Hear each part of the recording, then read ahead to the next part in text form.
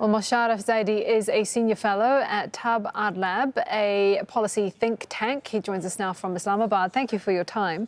What longer-term impacts will this missing out have on young people, particularly in the global south and developing countries? I think it's probably the most important question that needs to be asked. There's a lot of focus on school reopenings. A lot of countries have tried to reopen schools, some with some success. Others, have had to go back to shutting them down.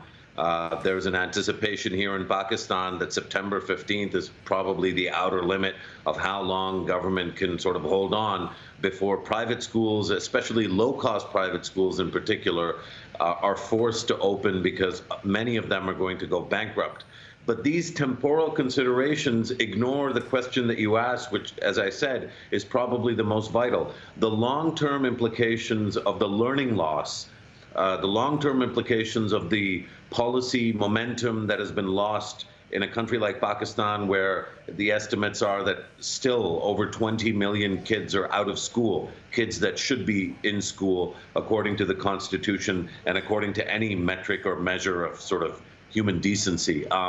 And yet the fact that schools have been closed as long as they have, the number of bankruptcies in the low-cost private school sector, the learning loss impact, especially on kids that are of a younger age, all of those things combined with the exacerbated sentiment and awareness that people will have after this, that the digital divide is no longer some conceptual realm. It actually deeply and immeasurably affects the potential learning and cognitive development of young people in a country like Pakistan, in the whole South Asia region, across Africa. And I would say this extends even to developed countries, but obviously in those countries there's much more money available to throw at the problem. I just want to pick up on something you mentioned there. Younger kids, they have these incredible developmental jumps at that sort of age. So if they're not going to preschool or to those early years of school, is it a matter of it's not just, failing to learn facts, but actually failing to learn how to learn and what impact that might have down the road? Absolutely, there's a huge developmental challenge.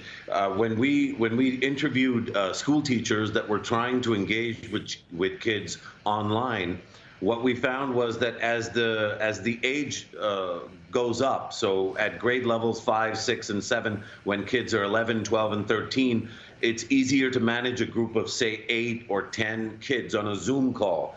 But when you're dealing with 5, 6, 7, 8-year-olds, even trying to do a Zoom call with 3 of them at one time is difficult. So there's obviously the learning loss impact, the developmental impact, but also imagine the stress levels that many teachers of children who can afford digital technology, who have iPads or screens at home, who have 4G internet connections.